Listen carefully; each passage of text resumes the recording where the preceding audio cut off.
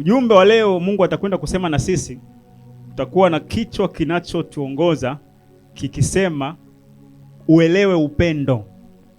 Uelewe upendo. Hili neno limezungumzwa, tumelisikia mara nyingi sana. Uelewe upendo tumelisikia mara nyingi sana. Kuna watu wanaitwa upendo, lakini tumefundishwa masomo mengi au mafundisho mengi kuhusiana na upendo. Na japokuwa tumesikia mara nyingi kuhusiana na upendo, tupendane bana, tupendane. Tumefundishwa mara nyingi kuhusiana na upendo. Na ukiangalia maandiko yamezungumzia sana kwa habari ya upendo. Na watu wanatafuta upendo. Yaani katika dunia hii watu wanatafuta upendo kwa gharama ya mali, wengine wanatafuta upendo kwa maumivu mengi.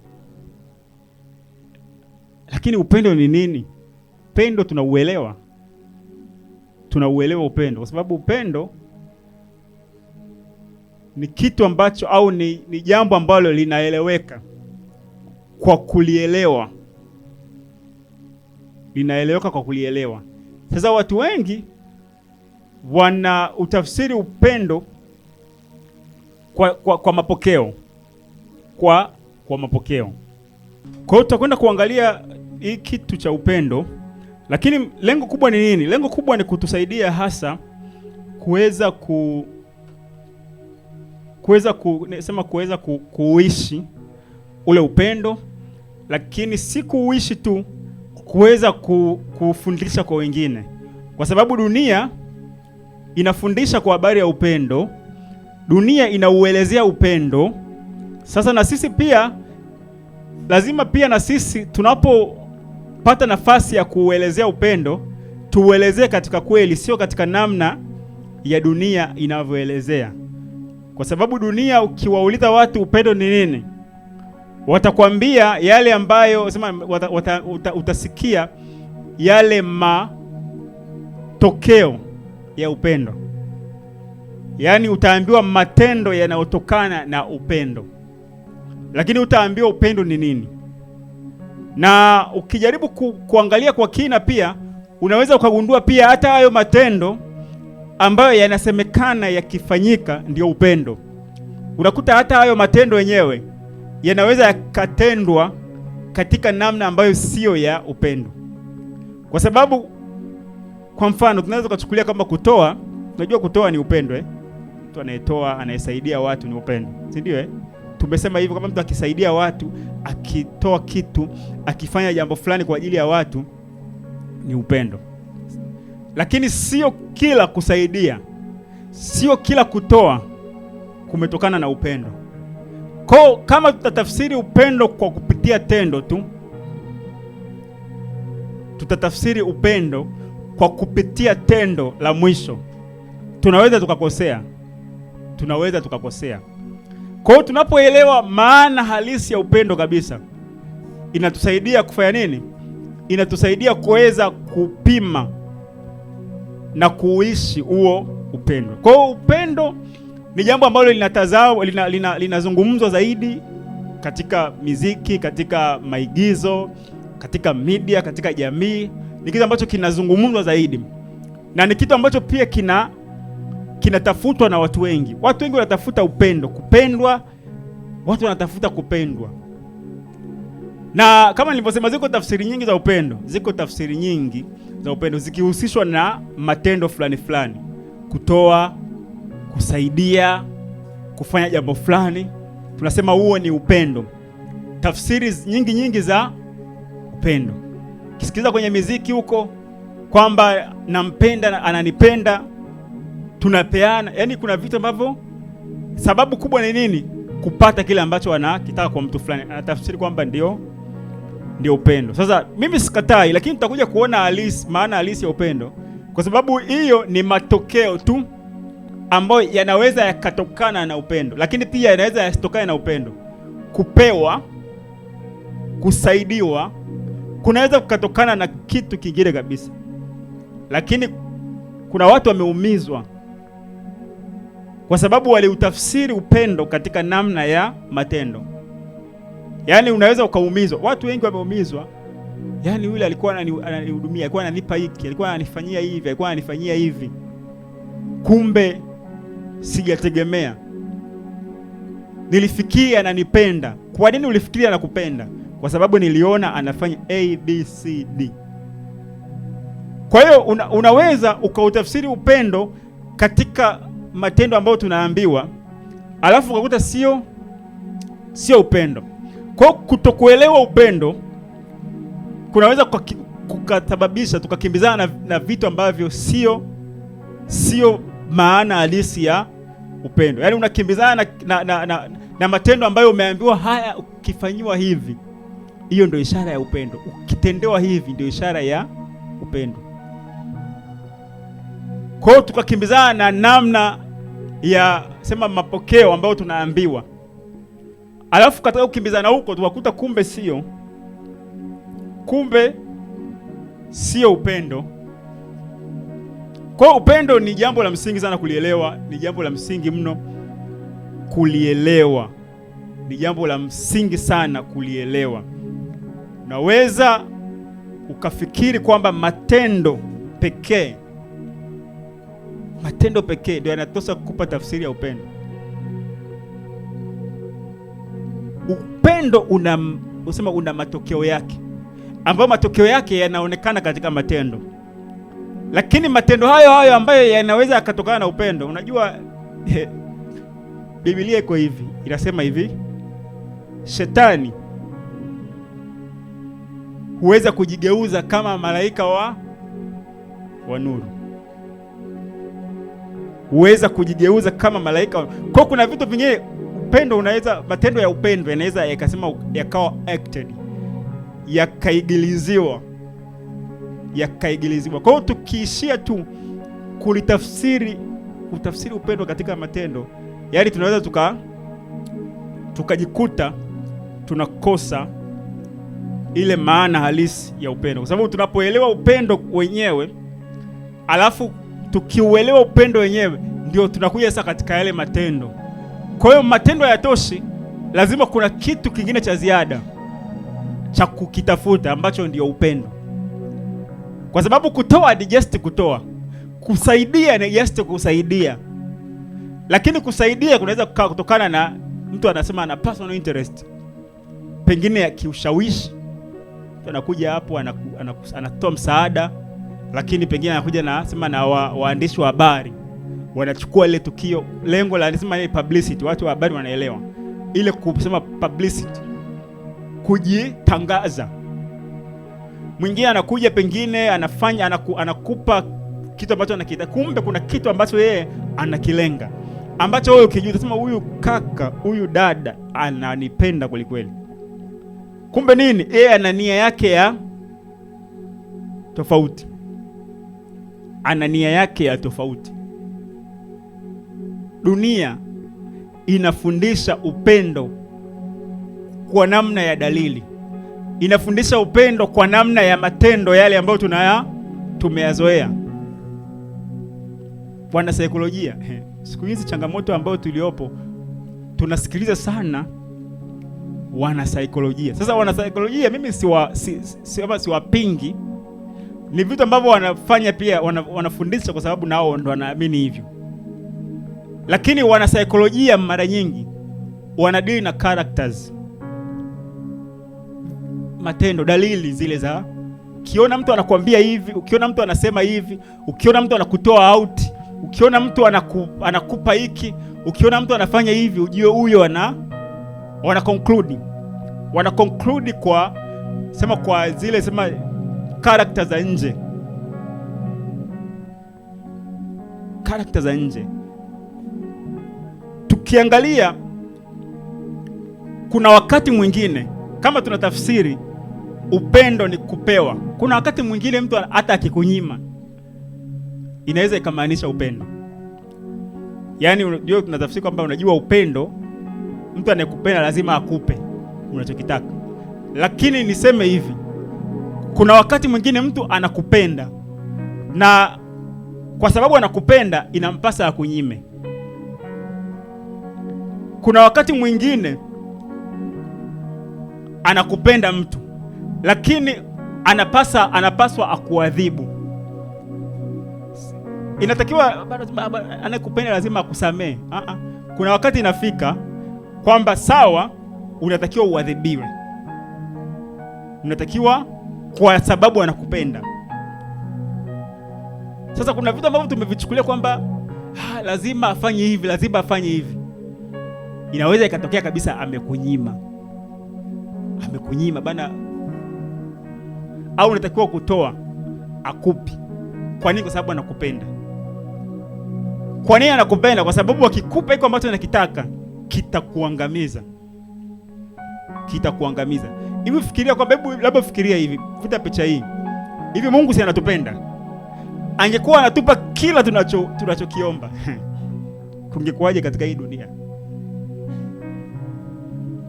Kwa hiyo kukunyima hakuondoi kwamba anakupenda. Lakini pia Mungu wakati mwingine anatuadhibu.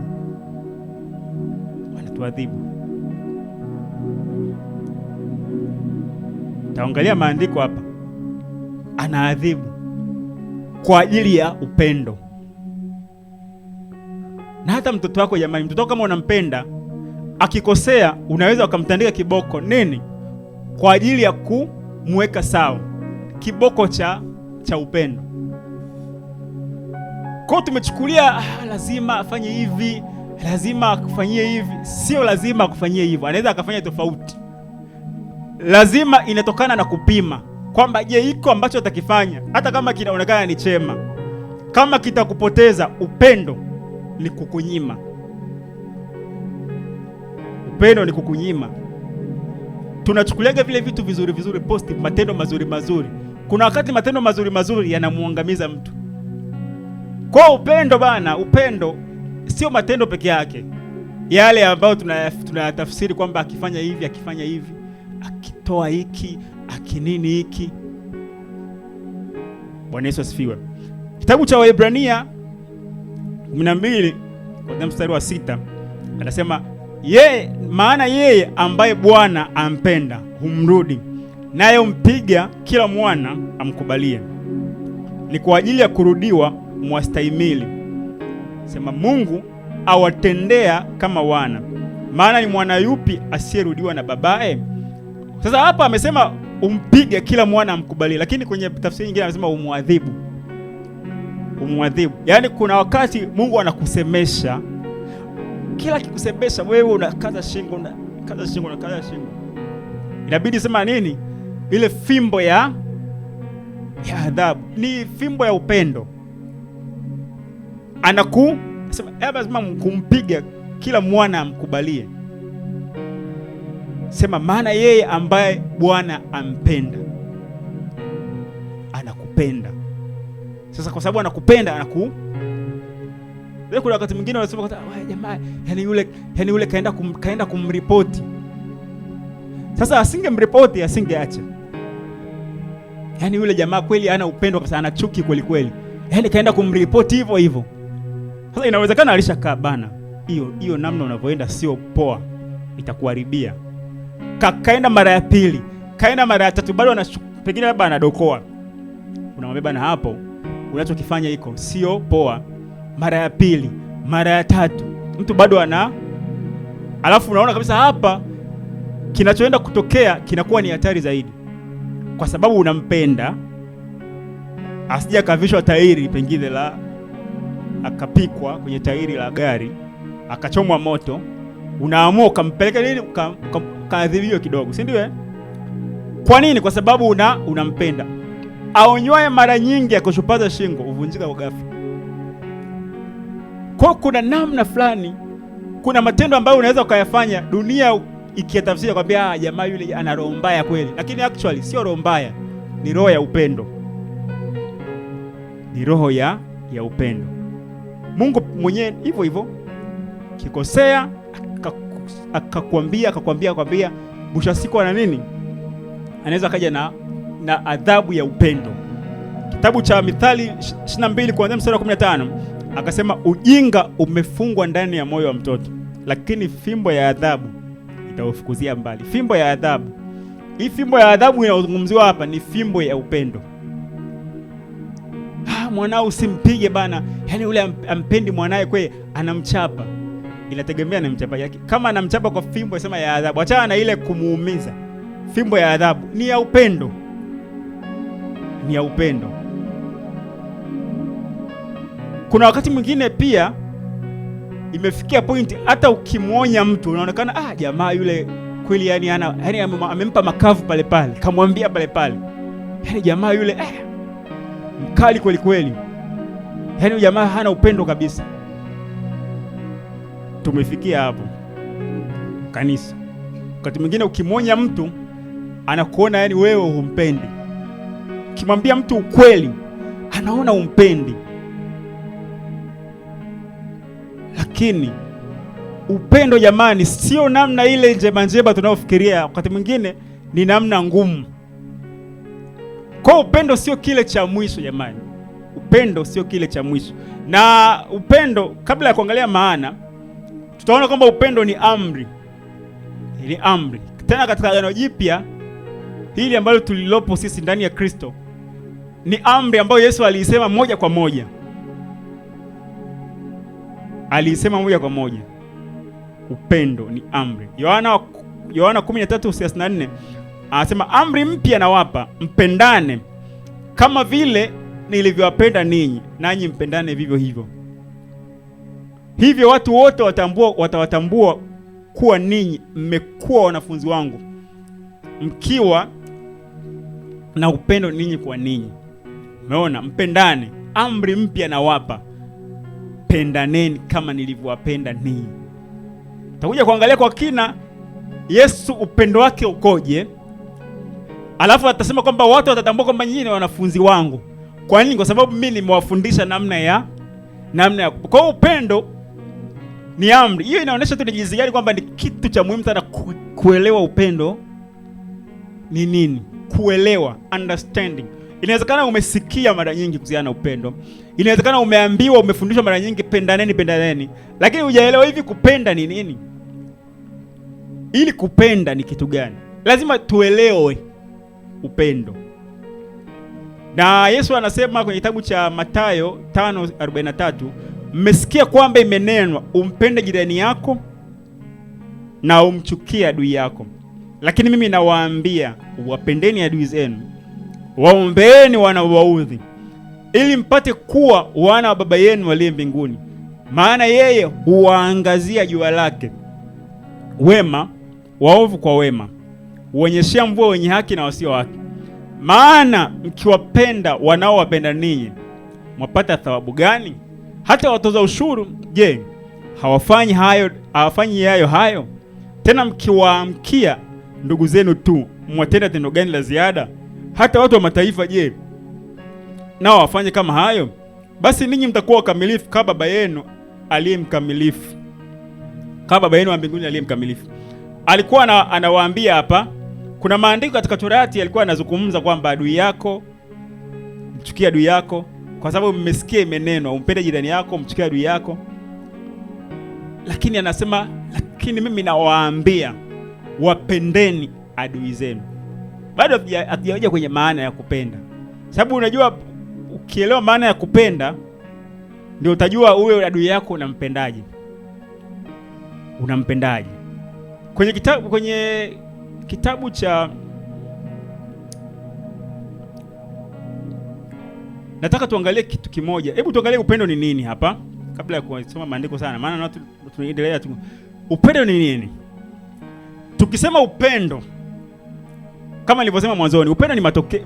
Hayo matendo ambayo tunasema matendo ya upendo ambayo tunajifunza mara nyingi, kutoa, kusaidiana, kupeana vitu, ni matokeo. Lakini kuna kitu cha ndani ambacho hicho ndio upendo. Tunaposema upendo ni ile nia ya ndani. Ni nia. Upendo ni nia ya ndani ya kuwezesha wengine kustawi kimwili, kiakili na kiroho kwa ajili ya faida yao. Upendo ni ile nia ya ndani ya kuwezesha wengine kustawi kimwili, kiakili na kiroho kwa ajili ya faida yao. Kwa upendo ni nia. Unajua, kabla mtu hajatenda tendo lolote, kuna nia ambayo inasukuma hiyo kitu. Kuna nia ambayo inasukuma. Unafanya kwa nia gani? Unafanya kwa nia gani? Yaani upendo ni asili ambayo iko ndani. Ni kitu cha asili kiko ndani. Yaani upendo ni asili ambayo iko ndani. Nia. Upendo ni nia. Nia ya wengine kustawi. Wengine kustawi.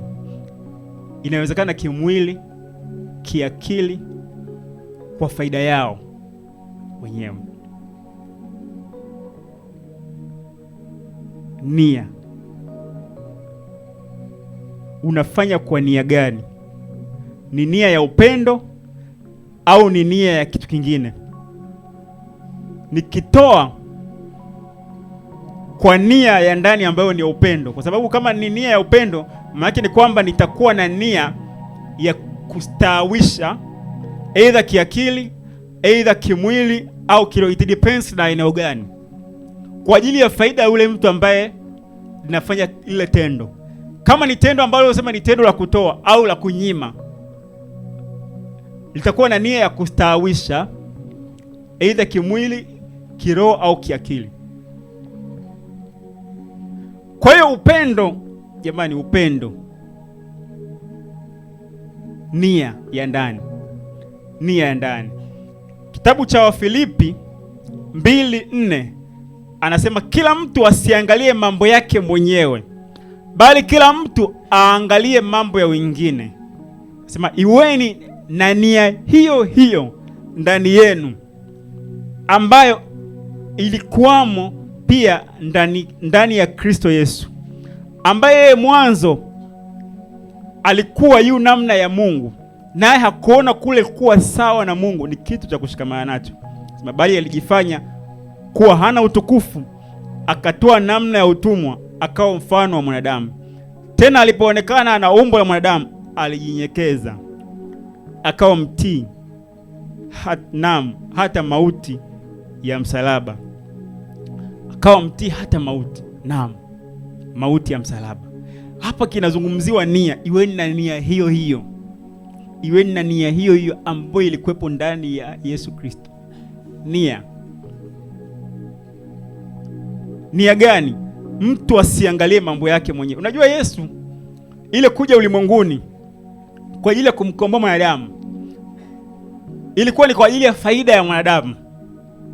Faida ya mwanadamu. Asiangalie mambo yake mwenyewe, bali mambo ya wengine. Upendo. Hiyo ni nia ya upendo. Na anasema akuona kule kuwa sawa na Mungu ni kitu cha kushikamana nacho, bali alijifanya kuwa hana utukufu, akashuka, akatoa namna ya utumwa. Sema hata mauti, na mauti ya msalaba. Unajua iko hivi, mbele za Mungu sisi kwa sababu ya dhambi tulipoteza thamani, lakini upendo wa Mungu ukaturejeshea thamani. Maana kwamba upendo unaleta ustawi. Unaleta ustawi kwa mtu. Upendo unaleta ustawi kwa mtu ili mtu yule afae. Yaweza kuleta ustawi wa kimwili, ustawi wa kiakili au wa kiroho. Unapomhubiria mtu habari njema ya neno la Mungu, ustawi wa kiroho lakini pia wa kiakili. Inawezekana na misongo ya mawazo kwa sababu tu ya kutokuielewa kweli. Unapompa mtu kitu kwa ajili ya matumizi ya mwili, ile nia kwamba huyu mtu astawi, huo ndio upendo. Huyu mtu apendeze, huyo mtu awe na, it's all about him or her. Nione amependeza, nione amestawi. Lakini ukishakuwa na ajenda nyingine tofauti na hiyo,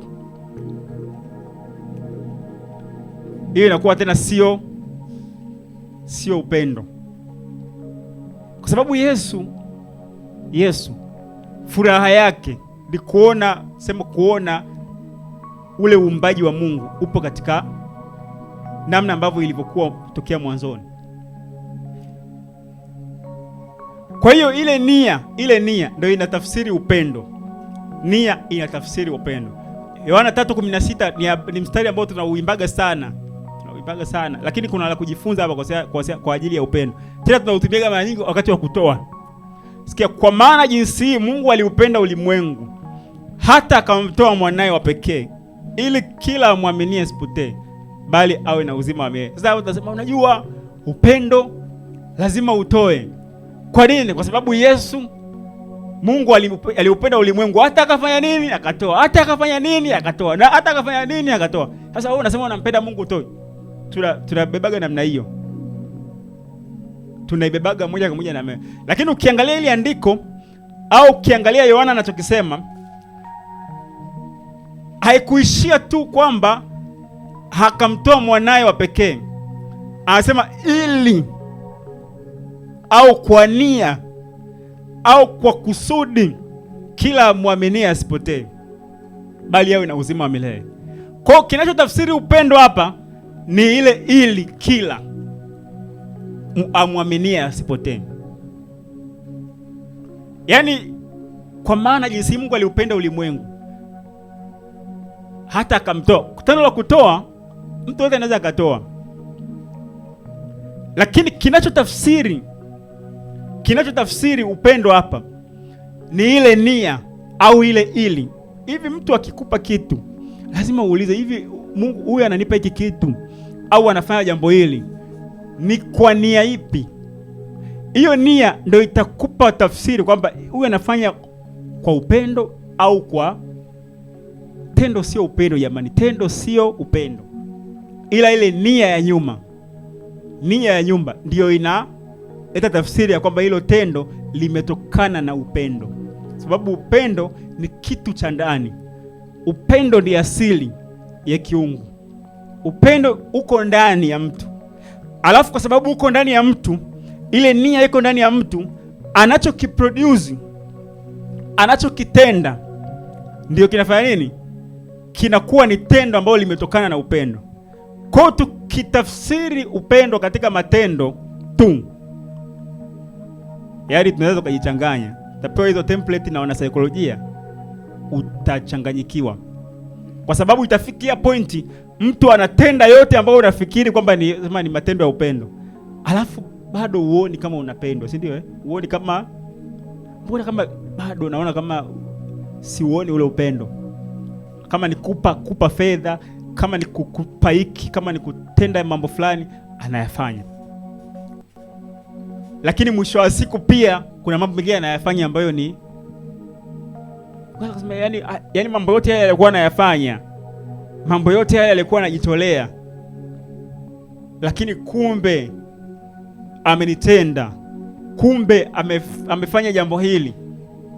Nini? Ulikuwa unapima tafsiri ya upendo katika material, katika mambo ambayo yanakuja, sema katika namna ya matendo. Nia. Kitabu hiki cha Yohana wa kwanza 3:18, na hii nafikiri hapa kidogo ndio itachanganya kidogo. Inasema, watoto wadogo, tusipende kwa neno wala kwa ulimi, bali kwa tendo na kweli. Yaani angeishia kwa tendo, hapo kidogo ningepata changamoto. Akasema bali kwa tendo na kweli.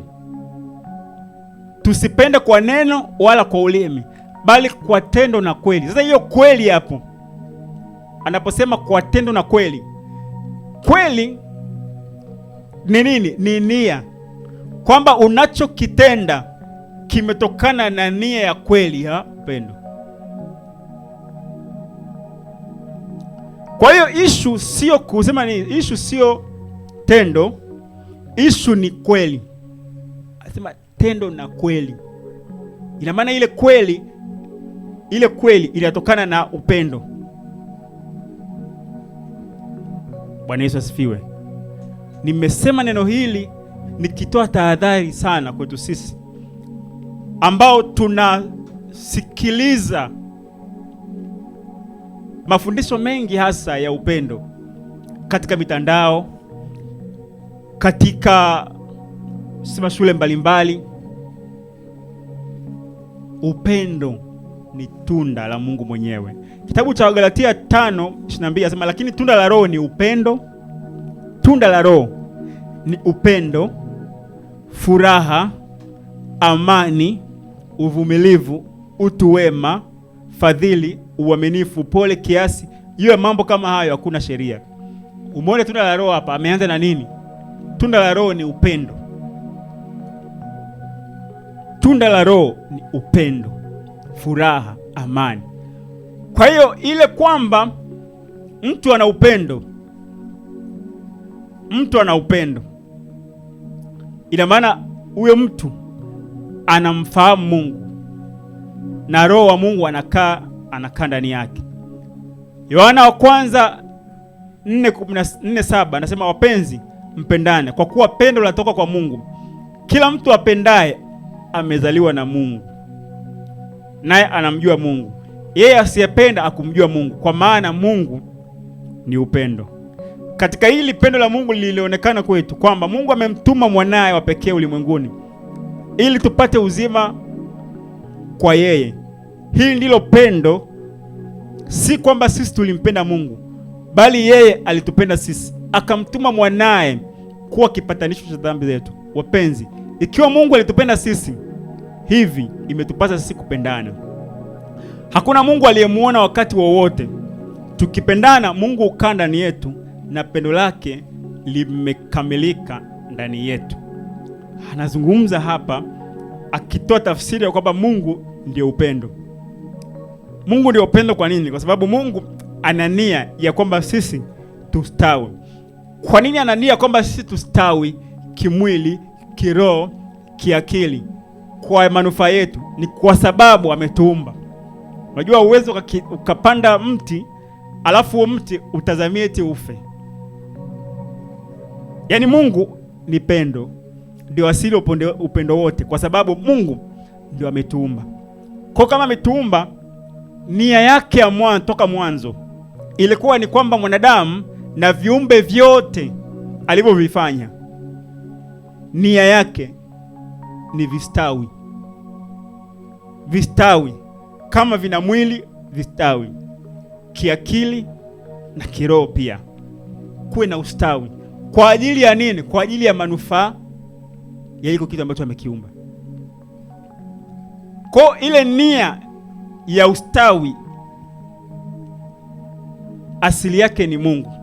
Kwa sote ambao tunakuwa tuna nia ya wengine kustawi, aidha kimwili, kiroho, kiakili, kwa ajili ya manufaa yake, kwa ajili ya manufaa yako kitu, kwa ajili ya manufaa au faida ya iko kitu na ulimwengu kwa ujumla.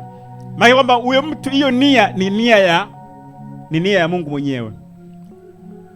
Kwa hiyo tunapotafsiri upendo lazima itokane na ile nia ya asili ya Mungu. Ndio maana tunasema Mungu ni upendo wenyewe. Mungu ndio upendo wenyewe. Na tukiangalia, nataka tuangalie hapa, tumalizie sasa hapa. Nataka tukae hapa kidogo tumalizie.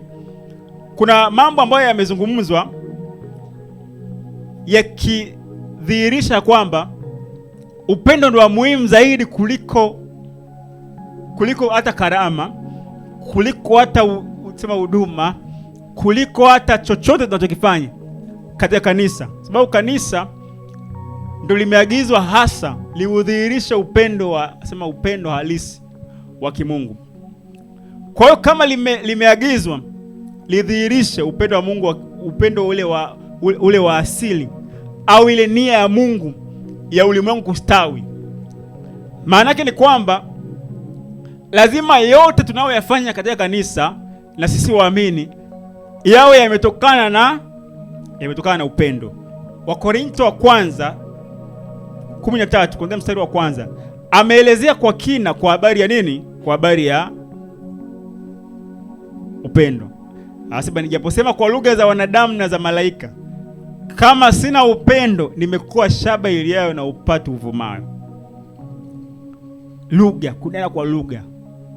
Unanena kwa lugha za wanadamu. Za wanadamu ni nini? Unaweza kunena Kiingereza, unaweza kunena Kifaransa, unaweza kunena Kichina, Kijerumani, ukazungumza matendo makuu kwa Kijerumani, kwa kadhalika na kadhalika, au kwa lugha za malaika, zile lugha za mbinguni.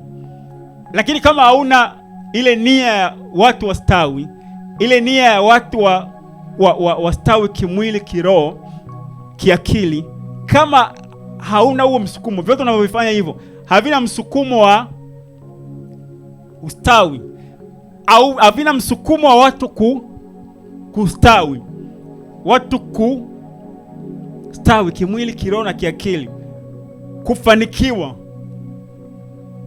Kama havina huo msukumo, anasema ni kama shaba iliayo na upatu uvumao. Sasa shaba iliayo na upatu uvumao lisema ni kama debe tupu. Sehemu nyingine anasema kama ni debe tupu linalopiga kelele.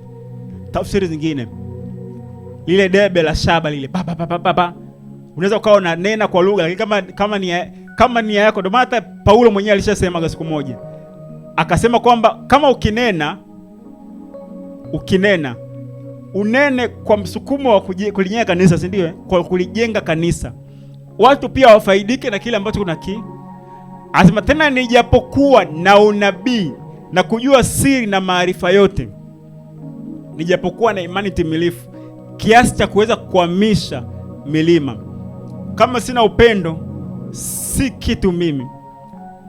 Una unabii, unajua siri zote na maarifa yote, una imani timilifu, lakini hayo yote isipokuwa kwa ajili ya nia, au usipoyafanya kwa nia ya watu kusema nini? Kustawi, watu kustawi kiroho, kimwili pengine na kiakili.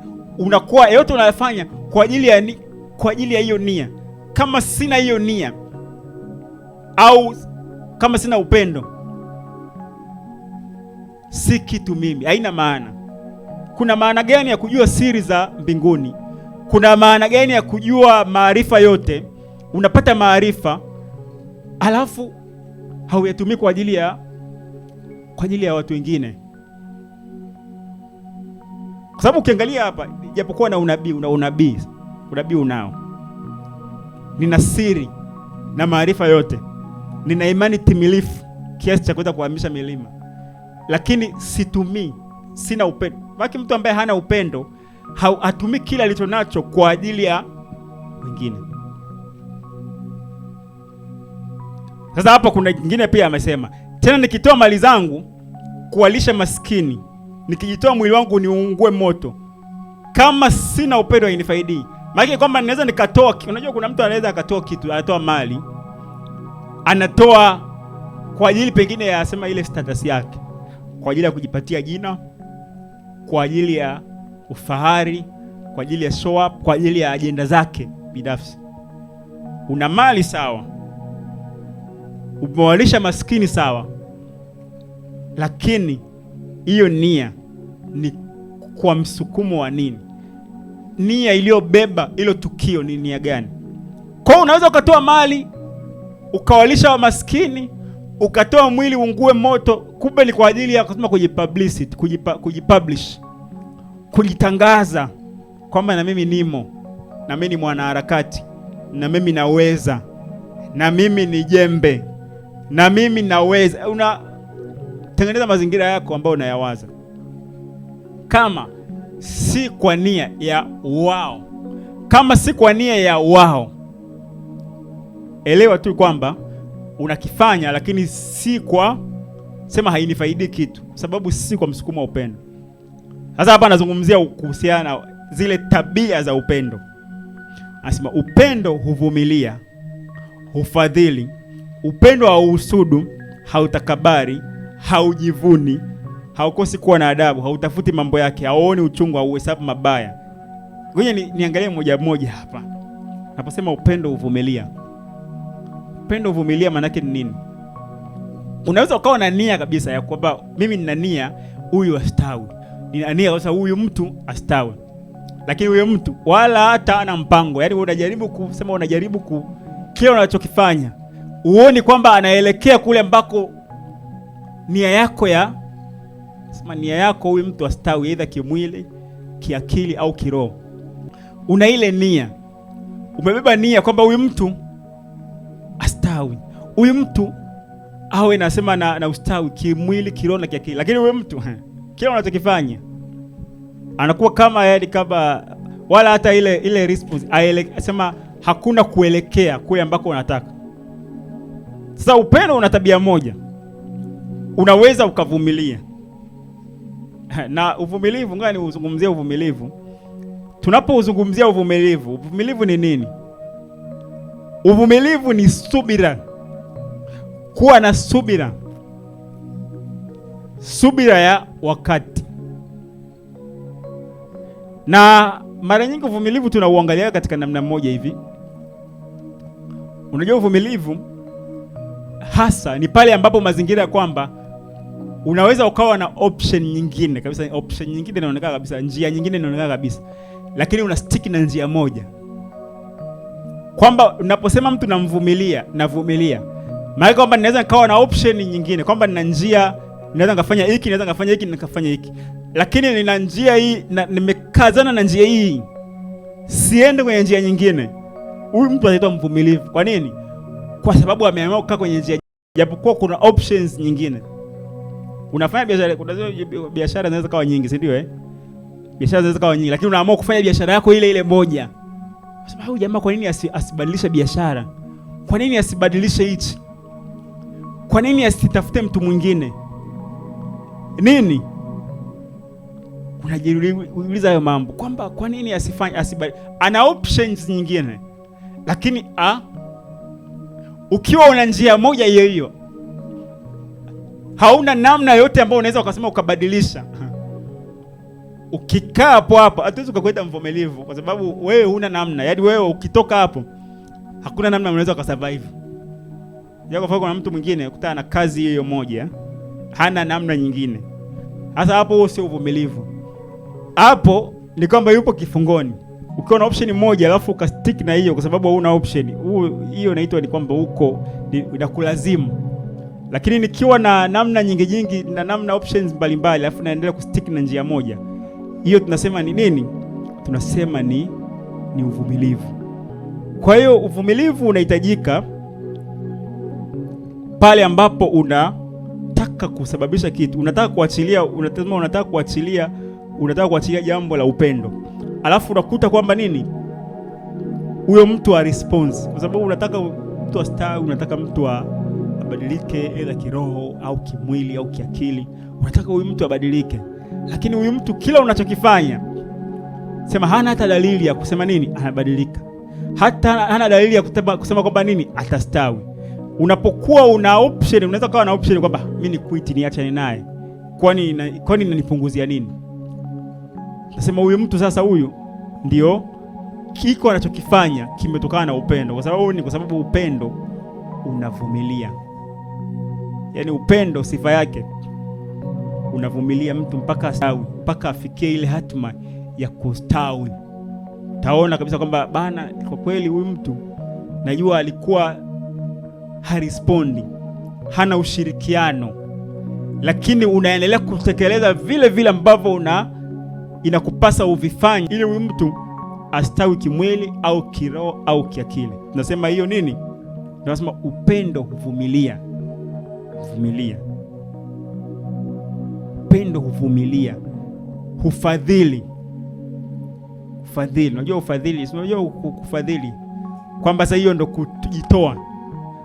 Unaona kwa sasa ili huyu mtu astawi, huyu mtu maisha yake yawe bora au abadilike pengine katika namna ya mwenendo au akili yake iwe na utulivu, apate tumaini, akue kiroho, inahitaji wakati mwingine ufadhili. Vile ulivyo navyo unaviachilia kwa ajili ya nini? Kwa ajili ya huyu mtu astawi. Nia na msukumo wako ni huyu mtu astawi. Kwa hiyo kama una nia huyu mtu astawi, una nia ufadhili, utajikuta tu unafadhili unafadhili. Lakini upendo hauhusudu, upendo hautakabari, sema haukasirishwi kirahisi. Kwa kuna hivi, haya ni matokeo ya kuwa na ile nia ya kustawisha. Ukiwa na nia ya kustawisha jabani, ukiwa una nia ya kustawisha wengine, iwe kimwili, kiroho na kiakili, una hiyo nia itakufanya usiwe na hayo mambo. Usiwe na kiburi, utakuwa na uvumilivu, utakuwa una ubinafsi, hautatunza orodha. Sema orodha ya yaliyokosewa. Kuna namna fulani ambavyo unaweza ukawa unahifadhi yale makosa. Sema hauoni uchungu, hauhesabu mabaya, haufurahii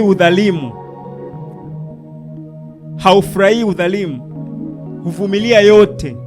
Na kitu ambacho nataka kiona hapa, imeandikwa uvumilivu mara mbili. Sema upendo uvumilia, alafu kuchida kaja sema uvumilia yote. Yaani upendo practically unaleta nini? Ile uvumilivu, kuweza kusubiria mpaka pale kile kitu kitakapostawi. Huyo unaitwa uvumilivu. Na hiyo kitu sio cha kujitahidi sana, japokuwa wakati mwingine inaweza kukatisha katika namna ya kimwili, inakatisha tamaa kwamba huyu nimesema naye, nimeongea naye, nimefanya hiki, nimemfadhili, nimefanya hiki, lakini bado tu. Lakini unapokuwa na ile nia inakupa nini? Inakupa hope, inakupa tumaini.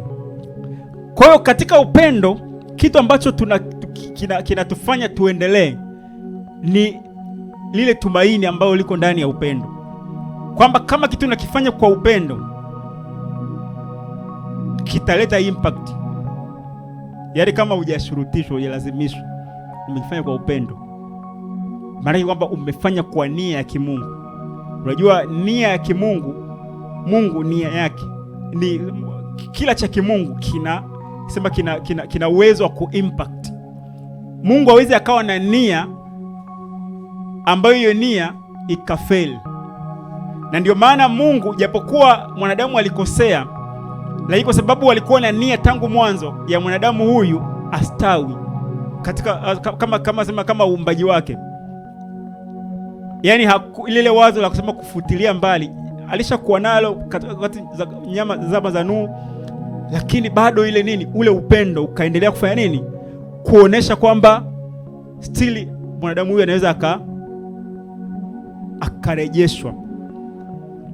Kwa hiyo hata ile wokovu wa mwanadamu kwa njia ya Kristo ndio upendo halisi, kwa sababu kiuhalisia hatakuwa tunasema tunastahili katika namna yoyote, lakini Mungu akaamua aturejeshe tena kupitia mwanae Yesu Kristo. Na ndio maana katika kila alichokifanya Mungu ndio kinadhihirisha kabisa upendo wa Mungu, kwamba nia ya Mungu ya kwamba sisi tustawi, kwa maana ya kwamba tuishi milele. Unajua dhambi ilileta ukomo. Sisi tulitakiwa tustawi milele, tulitakiwa tuwe na maisha ya umilele, maisha ya furaha, ya amani, maisha ya kupendeza katika ulimwengu huu. Lakini kwa sababu ya dhambi ikaleta mauti. Ina maana ustawi ulikoma. Sasa mwanadamu huyu anarejeshwa uzima wa milele kupitia Yesu Kristo. Hiyo ndio nia ya kiungu, kwamba kile cha kwake ambacho amekifanya kiendelee kustawi. Hata kama kikitokea kimetoka katika njia, atakirejesha.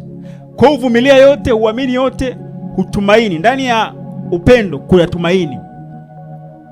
Kuna tumaini. Mtu anachokifanya kwa nia anakuwa na tumaini kwamba hiki kitu lazima kitabadilika. Hiki kitu lazima kitastawi. Kitastawi. Na kitu ambacho nataka nikiseme hapa pia, ambacho alikiandika Paulo kwa Wakorinto, lakini pia kwa sisi pia, akisema basi sasa inadumu imani, tumaini, upendo. Haya matatu, katika haya lililo kuu ni upendo. Katika haya matatu kuna tumaini, kuna upendo na kuna imani. Katika haya matatu akasema lililo kuu ni upendo. Maana yake ni kwamba nini? Maana yake kwamba tumaini linalotokana na upendo. Lazima upendo kwanza. Yaani unajua katika ulimwengu huu, ili pia hata uathiri ulimwengu unaathiriwa kwa upendo. Ukipeleka mambo ya imani mbele, mambo ya imani, unajua imani ni matokeo Imani ni matokeo. Kwa kinachofanya mtu aamini ni kwa sababu ameona tumaini, na kinachofanya mtu apate tumaini kwa sababu ameuona upendo. Ina maana unatangulia upendo kwanza. Ameona nia kwamba huyu mtu ana nia kwamba anataka mimi nistawi. Huyu mtu ana nia kwamba mimi nistawi, aidha katika jambo langu la mwilini au jambo langu la rohoni au jambo langu la kiakili. Huyu mtu ana nia ya kwamba mimi nisogee mahali. Anapokuwa anaona ile nia, kinachofuata hatua hiyo, anapata tumaini kwamba kumbe inawezekana. Kama huyu ameniwazia hivi, kama huyu amesema maneno haya, kumbe inawezekana. Na kwa hiyo kinachotakiwa kionekane katika jamii ni ile nia ya sisi kuona ulimwengu unakuwa ni sehemu salama, familia zinakuwa ni sehemu salama, mwenzangu anakuwa ana utulivu, anakuwa ana ustawi. Alafu mtu akishaona hiyo, naye pia anapata tumaini, kumbe it is possible, inawezekana. Kwa hiyo upendo unaamsha tumaini ndani ya watu. Unaamsha tumaini ndani ya watu. Lakini baada ya hayo, mtu akishapata tumaini, akishaona kuna tumaini, kuna hope, kuna matazamio mapya, inaibuka imani. Sasa usimwambie mtu aamini tu kama unamshurutisha. Anaaminije na kati hajaona hilo tumaini? Anaonaje tumaini hilo na kati bado hajaona ile mbegu au ile nia ya kwamba ninaweza aidha nikastawi? Kuna namna fulani upendo wa kimungu udhihirike. Kwa hiyo kuna hatua. Ndio maana ni kitu ambacho cha muhimu sana tuelewe kwamba sisi upendo wa Mungu ndio kitu ambacho kinatakiwa kionekane kwa uwazi kabla ya mambo yote. Watu watatufahamuje? Watatuelewaje? Watatuelewa kwa namna ambavyo tunaonesha nini? Tunaudhihirisha ule upendo. Yaani upendo ndio kitu ambacho kinaweza kufanya nini? Kitufanya tuwe attracted. Tuwe tunavutia kwa ulimwengu. Na kwa kumalizia hapa, hiyo nia jamani, hiyo nia ya upendo ni kitu ambacho hakionekani, si ndio? Hakionekani. Uwezo kwa mtu ana upendo, ni nia ya ndani, anatenda jambo, hilo jambo unalitafsirije kwamba ile jambo limesukumwa na upendo ama sio upendo? Halionekani, haionekani. Lakini kuna vitu ambavyo unaweza ukavisense. Kuna vitu ambavyo unaweza coordinate mambo, ukautafakari. Ndio maana kitu ambacho neno pia limetuambia, msiamini kila roho, bali zijaribuni roho hizo kama kweli zimetokana na Mungu. Mungu ni upendo. Kama kweli zimetokana na huo upendo, usiamini kila ambacho unaambiwa, unachopewa, yaani lazima katika ulimwengu huu wa uovu, lazima tuwe very sensitive. Tuwe sensitive kweli. Yaani huwa anasema hivi, hata mimi mwenyewe ninachokizungumza hapa, kile ninachokisema kipime. Yaani sio kwa sababu eti aliyesimama mbele pale na ni mwalimu au nani ukaamini tu. Lazima ukipime. Hata atakachozungumza mwenzi wako, utakuja kuwa na wenzi wenu, unakipima. Iki kweli hiki sije kaniingiza katika Bwana Yesu asifiwe. Lazima upime. Nia haionekani, lakini kuna namna fulani unaweza ukayaangalia, ukayacoordinate, ukayaangalia hayo. Sasa kuna vitu ambavyo havijifichi. Mfano, mtu akitoa kitu kwa msukumo mwingine, kuna namna ambavyo Biblia inasema amani ya Kristo inaiamua ndani yenu. Utaona hiki kitu mbona nina mashaka. Ukiona una mashaka, ukitaka unapewa kitu unakuwa na mashaka, kitu mbona kama sina amani kukipokea. Wala hata usitafute kwamba nabii akwambia kwamba hiyo ni ukweli ama si kweli. Ukiona una mashaka, sema unatuliza kwanza boli. Unatuliza boli. Na kitu kingine ambacho tunatakiwa tukielewe, tunapo tamaa, kuna kitu kinaitwa tamaa. Tamaa bana, tamaa haizai upendo. Tamaa haizai upendo. Tamaa inazaa, inafanya, inaleta uhitaji. Na uhitaji ukiwa nao, uhitaji ukapata kile ambacho unakihitaji, kinachofuata hapo ni nini? Ni kukinai. Kukinai. Kwa unapoiona tamaa, tamaa imewekwa na Mungu, si ndio? Imewekwa na Mungu ndani ya mtu. Lakini tamaa ni kwa ajili ya mwili, kwamba tumbo litatamani chakula, kuna vitu vitatamani kitu fulani. Kila kitu kina nafasi yake. Kila kitu kina nafasi yake. Lakini tamaa haizai nini? Haizai upendo.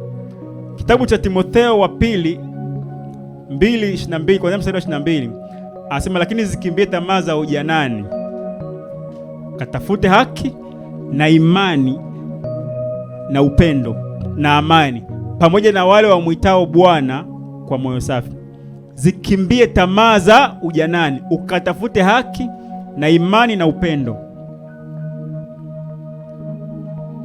Kwa hiyo kuna tamaa za ujanani.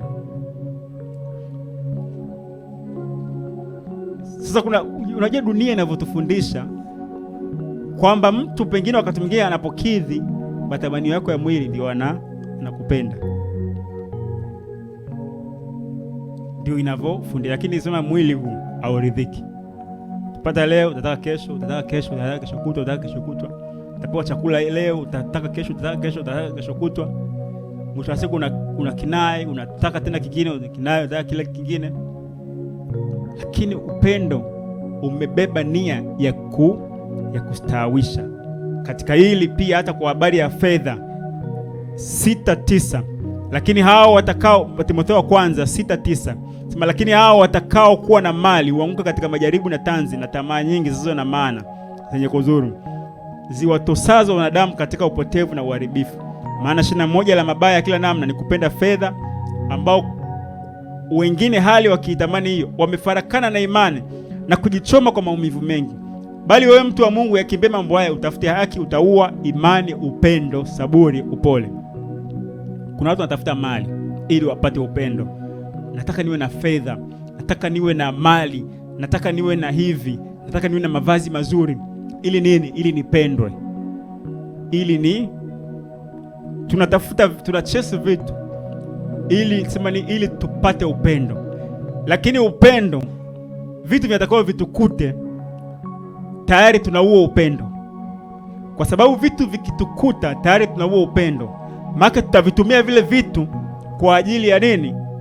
Kwa ajili ya wengine pia kustawi, kwa ajili ya watu wengine kustawi. Yaani kama vitu vinakuletea upendo, kinachokuletea hapo sio upendo. Yaani kama nikivaa vizuri ndio napendwa, kama nikiwa na mali ndio napendwa. Maana kwamba kinachopendwa hapo sio mimi, ni vile ambavyo nilivyo navyo. Kwa tuone kwamba tunapoangalia katika maisha, upendo unatokana na kumwelewa Mungu alivyo. Kumwelewa Mungu alivyo, kuelewa moyo wa Mungu. Kuelewa moyo wa Mungu. Mtu ambaye hauelewi moyo wa Mungu hawezi kuwa na upendo ule upendo wa.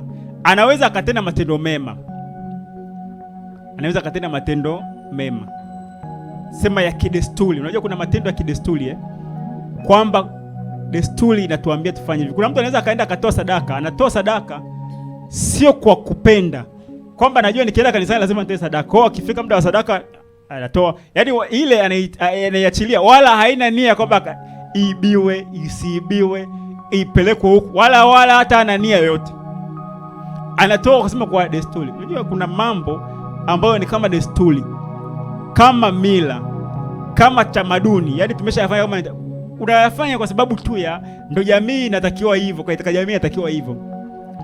Lakini kitu chote ambacho unakifanya kwa msukumo wa upendo kina matokeo, kwa sababu nini? Kimebeba nia kwamba nafanya hiki ili huyu mtu akastawi, ili mtu unapofanya kitu kwa nia ile, ni kama mbegu unaiachilia ambayo nini? Itakuzalia matunda.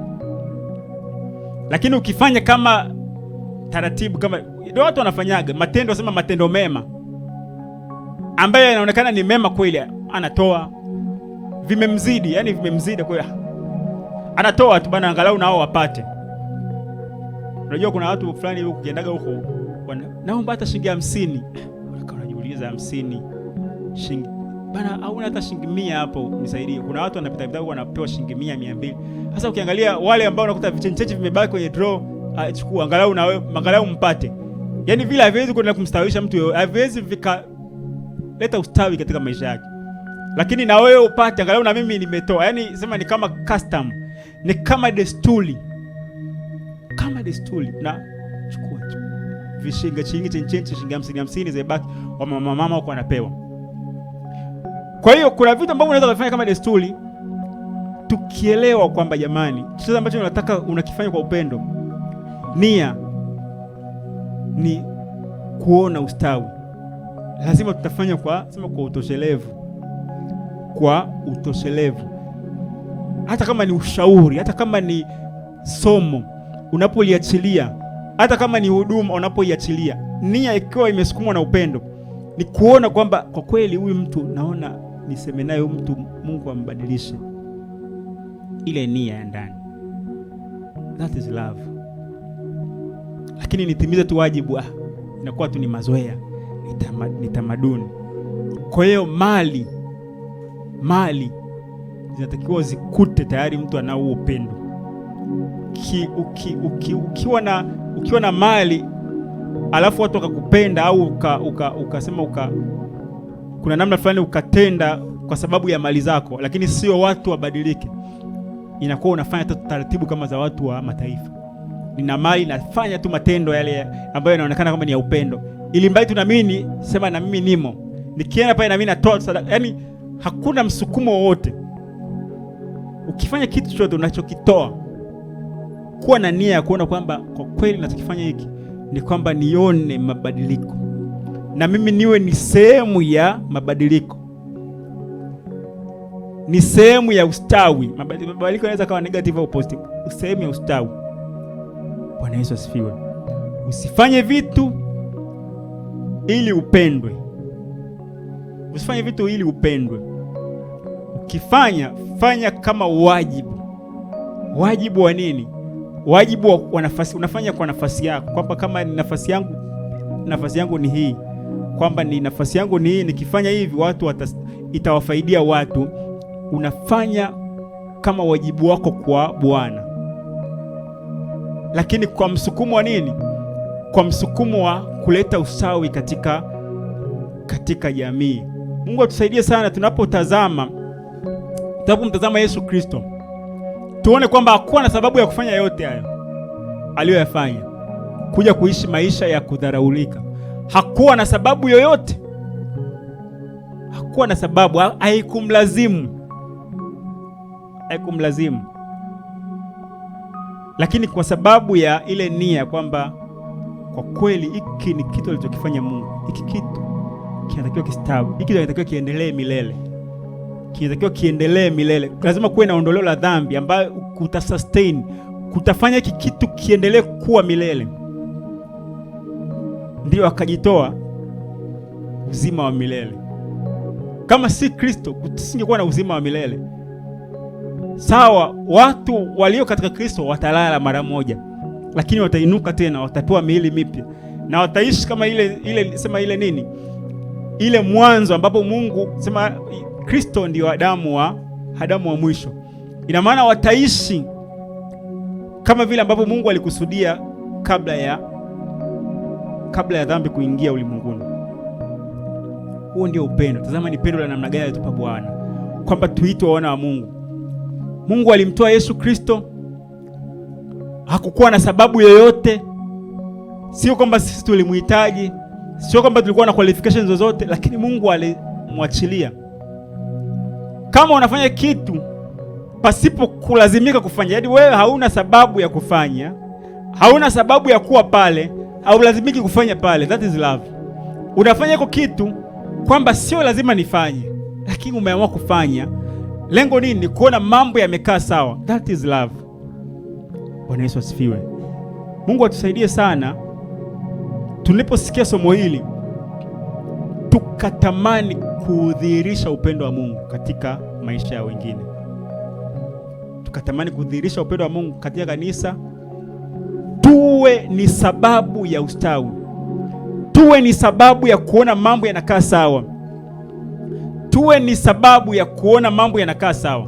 Sio kutafuta faida binafsi, lakini kwa kuona kwamba mambo yanastawi, watu wanastawi.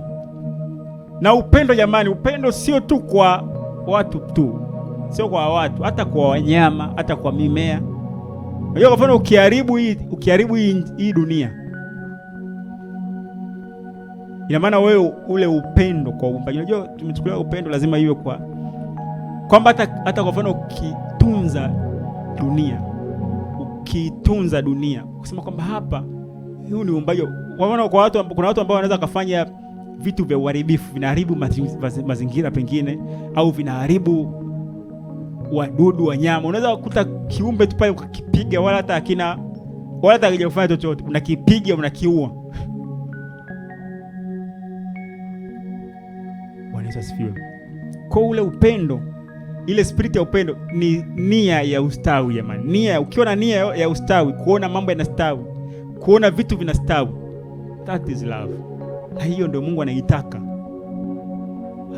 Chochote tufanyacho tusifanye kwa kujiangalia sisi, tufanye kwa kuangalia kile kitu ambacho tunakifanyia kinasogea hatua nyingine, kinasogea. Na hiyo ndio kuachilia, na hiyo ndio kuachilia. Mungu wetu, Baba yetu wa mbinguni, tunakushukuru kwa ajili ya neno hili. Tunatambua kabisa kwamba umeiachilia neno hili kwa sababu unazungumza na maisha ya mtu mmoja mmoja mahali hapa.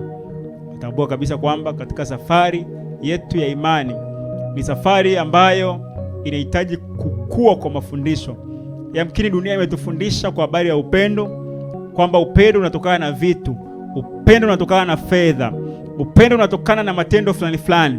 Lakini leo Bwana umesema na sisi kwa habari ya upendo, kwamba ni nia yako, ni nia inayotokana na wewe, ni nia ambayo ni iliyo tangu asili ya wewe, kwamba uliumba ulimwengu huu ukiwa na nia kwamba ulimwengu huu ustawi, ukae katika nafasi yake, kila kitu kikae katika nafasi yake. Kaumba vyote, ukasema tazama ni vyema, tena ukapumzika ukiangalia kile ambacho umekiumba. Hakika Mungu, upendo wako unafanya kila kitu ulichokifanya, kila kitu kuwa sawa, kila kitu kustawi. Naomba Bwana ukaendelee kutufundisha, ukaendelee kutuongoza, ili kwa njia ya upendo ule ambao uliuonesha kwetu, wengine pia wapate kuelewa upendo wako. Tukufu na heshima Baba na kurudishia wewe kwa ajili ya neno lako hili. Sifa na heshima tukurudia wewe Mfalme. Katika jina la Yesu Kristo nimeomba. Amen. Basi